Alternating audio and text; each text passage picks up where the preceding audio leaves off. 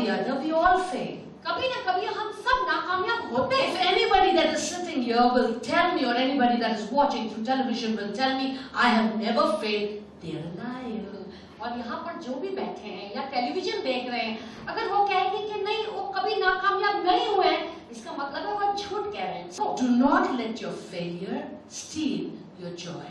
और आपकी जो नाकामयाबी है कभी भी आपके आनंद को उससे न चुराने दीजिए। What am I saying? क्या कह रही हूँ? Don't go around saying, yippee, I failed, you know.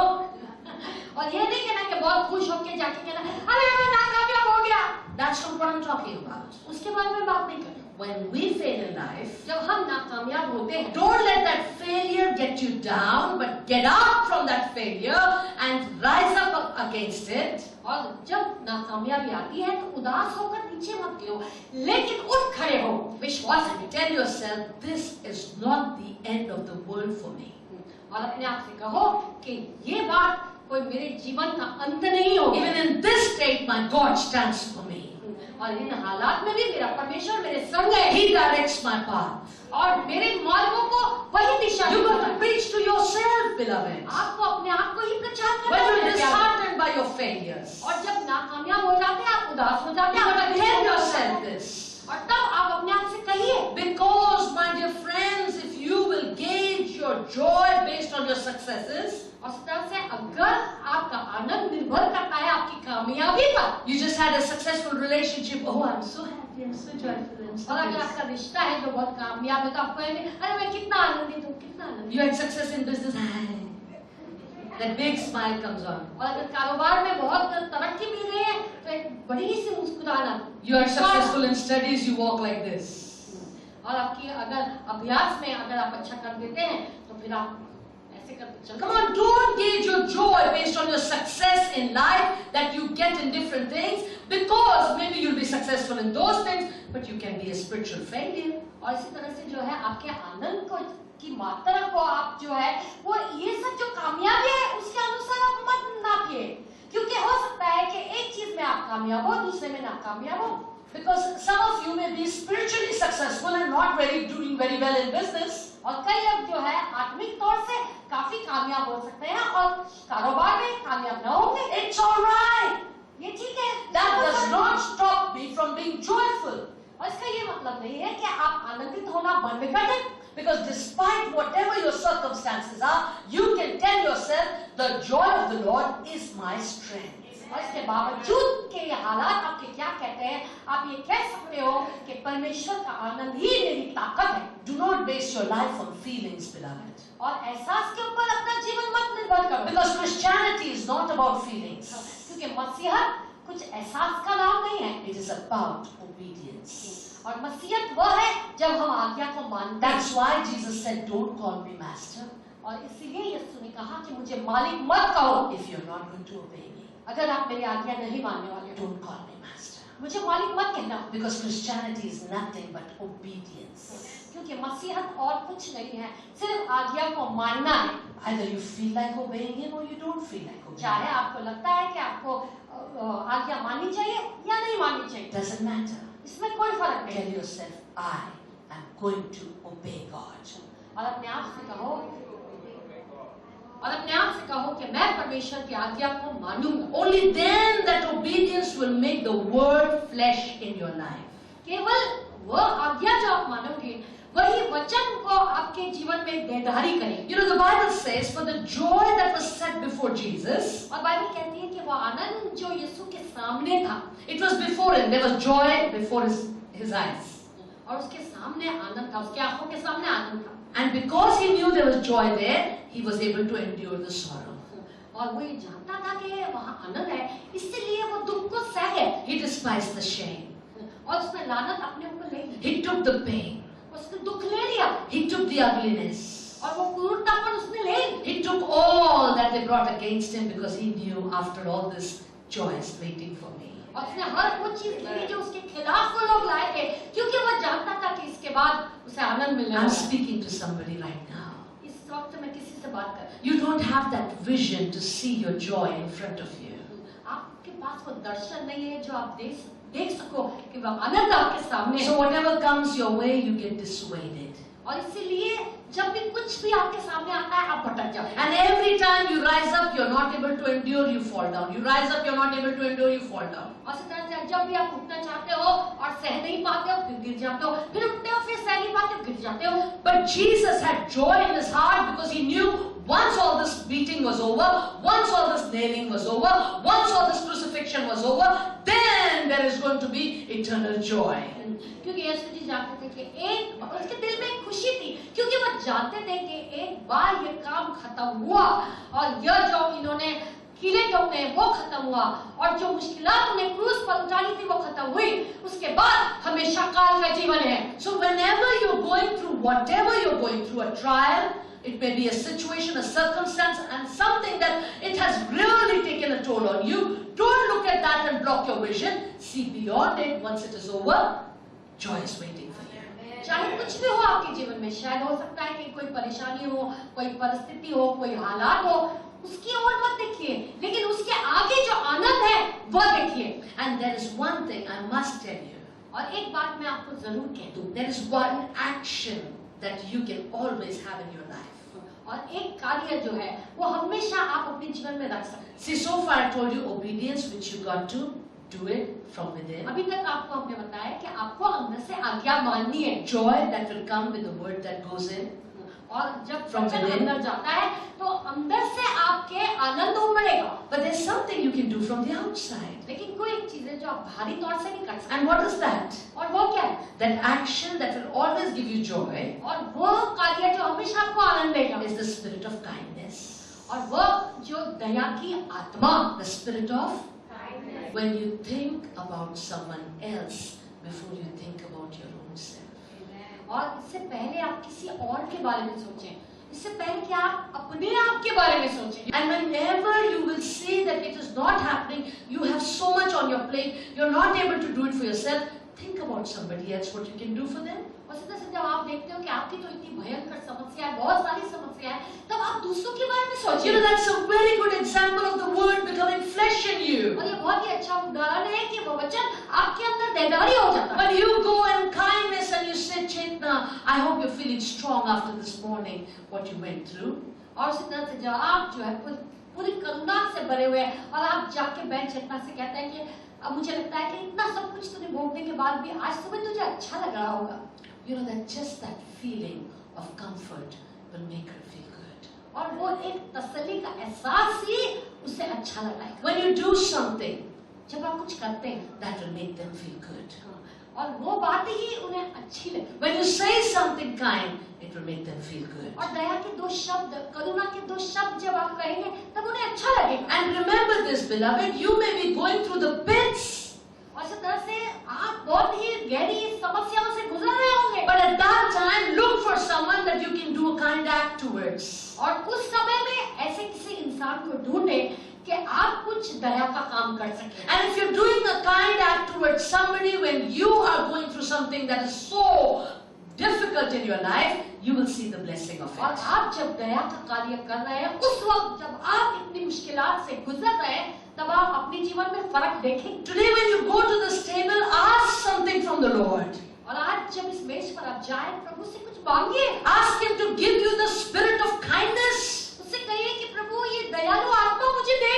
And then there is another thing that you need in your life. और एक चीज है जो आपको आपके जीवन में जरूरत है, It is to have the spirit of servanthood. और आपके पास दास की आत्मा होनी चाहिए। What is it? इसका क्या मतलब है? We all like to be the boss, don't we? अरे दास की आत्मा, हम सब तो चाहते हैं कि हम बॉस बने, हम क्यों दास बने? But let us ask God, make me a servant. लेकिन प्रभु से कहें, प्रभु मुझे दास बना। Always remember, my beloved, हमेशा याद रखो मेरे प्यारे, that whatever God has said in His Word, He expects us to do it. हमेशा याद रखना, प्रभु ने जो अपने वचन में कहा है वो उम्मीद करता है कि हम He करें। expects us that we will be kind towards others. He expects us that we will walk in a servanthood attitude towards others. और वो आशा करता है कि हम दूसरों के प्रति दयालु बने और दूसरों के प्रति हम सेवा भाव करें। My dear beloved, मेरे प्यारो, when these actions you do in your life, और जब ये कार्य आप अपने जीवन में करते हैं, then indeed that word has become flesh in you. तब सचमुच वो वचन आपके अंदर देहधारी हो गया। Have you ever seen somebody who's going through a problem and you ask them, how are you doing? And they say, I'm standing on the word. और कभी कोई Have समस्या you ever heard चल रहा है, कभी आपने उनसे बात करी है और कभी पूछा है कि क्या कैसे चल रहा है, तो वो कहेंगे कि हम परमेश्वर के वचन पर खड़े हैं। What does that mean, beloved? इसका क्या मतलब है प्यारो? It means that I'm growing in the Lord's character. और इसका मतलब है कि हम ये कहते हैं कि परमेश्वर की चरित्र में हम बढ़ रहे हैं, For the word to become flesh in me. ताकि ये वचन मेरे अंदर देहधारी हो I'm जाए। standing on the word. परमेश्वर के वचन पर खड़े हैं। And I need you to understand that we use these terminologies, but remember there is deep meaning to everything that we speak from the word of God. और इस तरह से जब हम ये बातें बोलते हैं तो आप ये समझें कि इसमें बहुत ही गहरी बातें हैं इस वचन के अंदर। When we're standing on the word, we are growing to have in us develop a character that is Christ-like. और इस तरह से जब हम वचन कहते हैं तब हम रुके हुए हैं कि हम परमेश्वर की चरित्र में ढलते जाएं। As I close, और जैसे हम समाप्ति I करें, want to encourage you today. आज मैं आपको उत्साहित करना चाहता You हूँ are dear saints of God. और आप बहुत ही प्रिय संत हो परमेश्वर, Let the character of Christ grow in you. और चरित्र यीशु का आपके अंदर बढ़ता जाए। It is not going to just automatically come. और ये कोई अचानक ही नहीं हो जाएगा। You have to add to faith virtue, virtue add knowledge, knowledge. You've got to go on adding और इस तरह kindness. से आपको जो है आपके ज्ञान में भलाई, और इस तरह से आपको जोड़ते जाना पड़ेगा। You've got to work out your salvation. You've got to build yourself. और आपको जो है आपके मुक्ति को कार्य में लाना है, आपको अपने आप को बांधते जाना। You know, when you do something like that towards others, you're going to feel good yourself. और जब ऐसा व्यवहार आप दूसरों के प्रति करोगे तब आपको भी अच्छा लगेगा। I want to say something to you. आज मैं कुछ कहना चाहता हूँ, There is one thing that you need to bear in mind.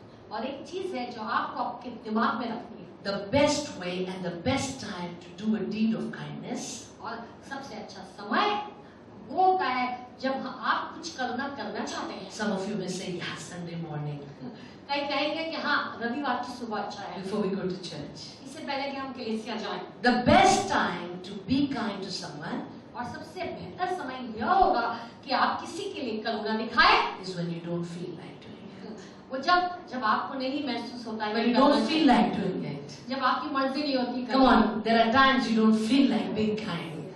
और ऐसे समय आता है जब आपको लगता है कि नहीं मुझे किसी को करुणा नहीं दिखानी है। And no matter how much you're struggling in whatever you're struggling with, that is the time to be kind to somebody. और इस तरह से आप चाहे कोई भी चीज में कितना लड़ रहे होंगे, लेकिन उस समय बेहतर समय जब आप दूसरों को When nothing good is happening in your life, that is the time to do good to somebody. और जब आपके जीवन में कुछ अच्छा नहीं हो रहा होता है तभी वो समय है जब दूसरों के लिए अच्छा करो। Don't just take part in the communion of God just because it's a routine. और इसीलिए नहीं परमेश्वर के इस प्रभु भोज में आप भाग ले लीजिए, बट क्योंकि ये रिवाज है। Today is your day where you can ask God to touch you, to fill you, to make you a person who's filled with the spirit of kindness and the spirit of servitude. और इस तरह से आज वो समय है जब आप परमेश्वर से मांगिए, प्रार्थना कीजिए कि मुझे बढ़ दीजिए, मुझे वो दास की आत्मा दीजिए। As you have just got the word of God to become flesh in you, let that body of Jesus become real in you. और अभी आपको जैसे ये वचन मिला है आपका देहधारी हो जाए, वो यीशु का शरीर आपके अंदर आ जाए। Let your blood be cleansed with the blood of Jesus that you will take today. और आपका लहू यीशु के लहू के द्वारा शुद्ध कर दिया जाए जो आज आप लेने वाले हैं। And it will daily enable you to grow. और हर दिन आपकी मदद करे कि आप बढ़ते जाएं। And as you will daily grow and enable the word to become flesh in you, और हर दिन जैसे आप बढ़ते जाएंगे और ये वचन को जब आप देहधारी होने देंगे, you're going to see that something is changing about you. फिर आप देखेंगे कि आपके बारे में कोई चीज है जो बदल रही है। I want you to take few moments and think about your life. अब मैं चाहती हूँ थोड़ा क्षण लीजिए और अपने जीवन के बारे में सोचिए। How have you dealt with your problems? आपकी समस्याओं में आपने क्या रवैया रखा? What was your attitude when things didn't go the way you wanted them to? आपका क्या बर्ताव था जब आप चाहते थे कैसा हो और नहीं हुआ? How have you been, my beloved? तब आप कैसे रहे? I want to tell you a little story to get you ready to take part. और in the एक छोटी communion. कहानी आपको कहना चाहती हूँ ताकि आप प्रभु भोज में भाग लेने के लिए तैयार हो So जाएं, that you may be hungry and desirous for more of Jesus in your life. ताकि आप वो और ज्यादा आपकी मर्जी हो जाए, भूखे हो जाए कि और अधिक यीशु जी आपके जीवन में हो। And my dear beloved, और मेरे प्यारे, let this be a changing moment in your life.